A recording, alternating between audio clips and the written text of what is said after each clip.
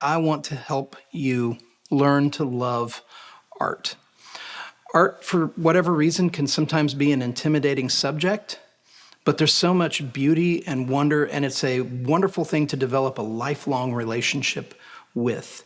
And so what we're going to do is we're going to talk through some of the artists that perhaps you know, perhaps you'll become familiar with as we go through this series. We're going to talk about certain works of art and stories, and we're going to talk about the creative process, what it means to be creative people, and what it means to be people who pursue goodness, truth, and beauty, particularly beauty.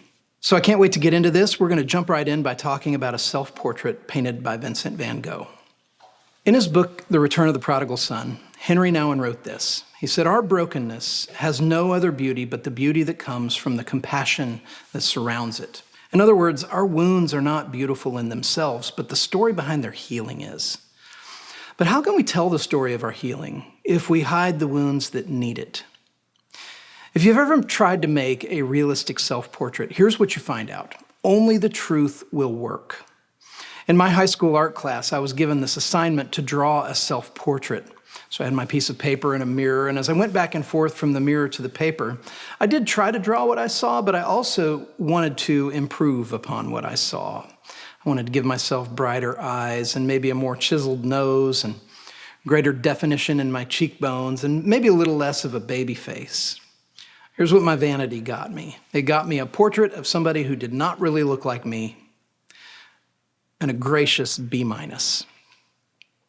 Vincent Van Gogh, who lived from 1853 to 1890, painted over 40 self-portraits. But one of his self-portraits stands out to me as being brutally honest. It's Self-Portrait with Bandaged Ear. He painted it in January of 1889, the year that he also produced Starry Night, and the year before he died from a gunshot wound to the abdomen. If you know anything about Vincent Van Gogh, outside of his art, perhaps what you know is that he was a tortured soul. Vincent suffered from depression and paranoia, public outbursts so disconcerting that in March of 1889, 2 months after he painted Self-Portrait with Bandaged Ear, 30 of his neighbors in his little village of Arles, France, petitioned the police to deal with this one they referred to as the red-headed madman, which the officers did by removing him from his rented flat, which was called the Yellow House, made famous in his painting The Bedroom. Shortly after his eviction notice, Vincent admitted himself into an asylum for the mentally ill, the St. Paul Asylum in Saint-Rémy-de-Provence. Back in those days, most psychological maladies were simply lumped together and called madness. If you had debilitating depression, that was madness. Bipolar disorder, madness. Paranoia, even acute epilepsy, they all fell under the umbrella of this diagnosis called madness. And the treatment for madness often involved stays in an asylum. And so, labeled as such by his own community, the red-headed madman checked himself in and remained in Saint-Rémy for a year, from May of 1889 to May of 1890. What drove Vincent to check himself into the asylum? What made his neighbors think that he was mad and petition for his removal from their community? Though there were many contributing factors, the most ubiquitous episode came several weeks before his eviction from the Yellow House. He and his flatmate, the Impressionist painter Paul Gauguin, had a falling out. And Vincent took a blade to his ear and he cut off the lobe, and he wrapped it in paper and he took it to a local prostitute named Rachel, who seemed to have been his friend in his community of folks who lived on the fringes. And when he handed her that blood-soaked parcel, he said, "Take it, it will be useful." Well, word of this outburst spread quickly throughout the village, and then the next morning, the police found Vincent asleep in his bed covered in blood. And they took him to the hospital, and during his stay, Vincent began to count the cost of what he had lost. He'd lost his roommate, his friend, the fellow artist, Paul Gauguin. He felt responsible for this. His body was now permanently maimed. His neighbors all knew the story about his ear. And to add insult to injury, at the time Vincent cut off his ear, his star was just beginning to rise in the art world. After years of obscurity, he was on the verge of breaking through. And so his public spectacle with his bloody ear, which led to his eviction and detention in the asylum, brought with it a mountain of humiliating professional and public shame on top of everything else. So what did Vincent do while he was recovering in that hospital stay? Well, he painted. He painted close to 140 paintings that year, and at least 2 of those works were self-portraits with his bandaged ear showing. He captured the moment of his greatest shame. It's hard to render an honest self-portrait if we want to conceal what is unattractive and hide what is broken. We want to appear beautiful, but when we do this, we hide what needs redemption. And we hide what we trust Christ to redeem. And what's redeemed is beautiful. And beauty matters. Philosophers have long wrestled with the question, what makes humanity so distinct from all other forms of life? There are 3 properties of being, or what they call transcendentals, that have risen to the surface. They are the human desire for goodness, the human desire for truth, and the human desire for beauty. Christian theologians have regarded these 3 transcendentals as basic human desires that are essential for knowing God. Why? Because these are 3 properties that define God's nature. Honesty and falsehood point to the existence of absolute truth. Good and evil point to the reality of undefiled holiness. Beauty and the grotesque whisper to our souls that there is such a thing as glory. And so truth and goodness and beauty were established for us by the God who is defined by all 3. The pursuit of goodness and the pursuit of truth and the pursuit of beauty are, in fact, foundational to the health of any community. And this isn't just a philosophical position, it's a biblical one. We see it in the opening chapters of the book of Genesis, in the very beginning of the Bible. What are the first things we learn about humanity from Scripture?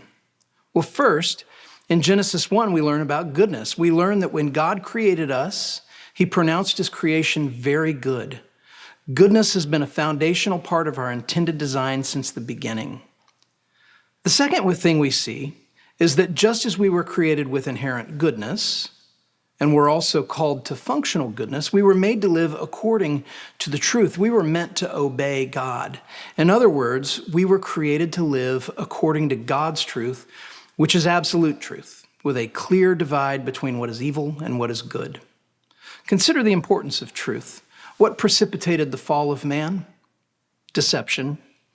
Scripture says the serpent deceived the woman and the man, and they in turn lied to God and to themselves. And that rejection of the truth has brought immeasurable sorrow upon our species, and we have been longing to reclaim some sense of what is true and good ever since. In the confines of our created world, this is a uniquely human phenomenon. We are the only creatures who are consciously concerned with goodness and truth. We're the only ones. The third thing that we see has to do with beauty. We participate in beauty. Genesis 1 and 2 tells us that we are made in God's image, meaning we're created to be creative. And we see this responsible to create in the act of naming the birds and the beasts, this task that God assigned to Adam. Maria Popova wrote, "To name a thing is to acknowledge its existence as separate from everything else that has a name, to confer upon it the dignity of autonomy, while at the same time affirming its belonging with the rest of the nameable world, to transform its strangeness into familiarity, which is the root of empathy," end quote. Creativity is a path to beauty. The creative work of naming is the work of ascribing dignity and speaking truth. How do we pursue goodness and truth and beauty? Again, we look to Genesis 1 and 2 with 2 final observations here. The first has to do with work. We see that creativity is bound up in the act of work itself. Adam's creative work was a beautifying work. He was engaged in the true oldest profession, which is landscaping or gardening. Adam didn't just live in Eden, he worked on Eden. And the call to create stems from our first parents' call to care for and to beautify Eden. Every one of us has an ember of that fire still smoldering in our hearts. When we set out to make something beautiful, we're drawing in some way, however corrupted it may be from the fall, on that ancient instinct to care for and to beautify Eden. And the other thing that we see has to do with community. We learn that it is not good for people to be alone. When God gave Adam Eve, he didn't just give the man a wife. He gave him community. He gave him others. In fact, together, Adam and Eve created others in the sense that they were acting as what Tolkien described as sub-creators. We were created to create, and to do that in the context of community and for the benefit of community. So we're called to engage in goodness and truth and beauty and to pursue them in the context of our work and our relationships. Vincent Van Gogh's self-portrait with bandaged ear indicts us. How willing are we to lead with the fact that we've got a lot of things in us that aren't right?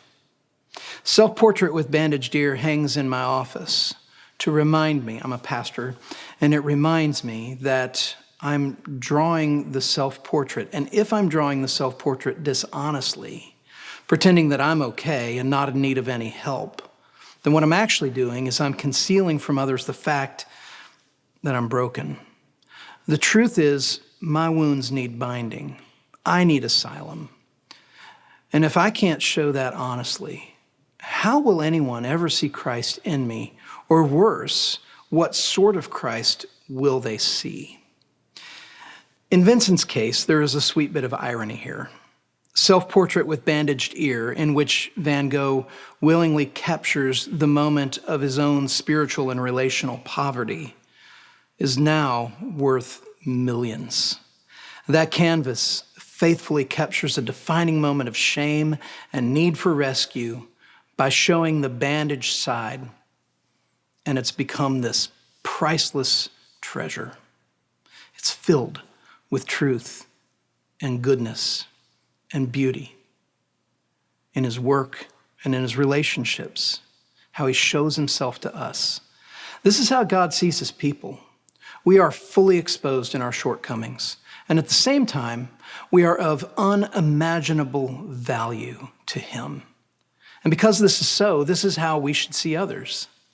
And it's how we should be willing to be seen by others, broken and of incalculable worth.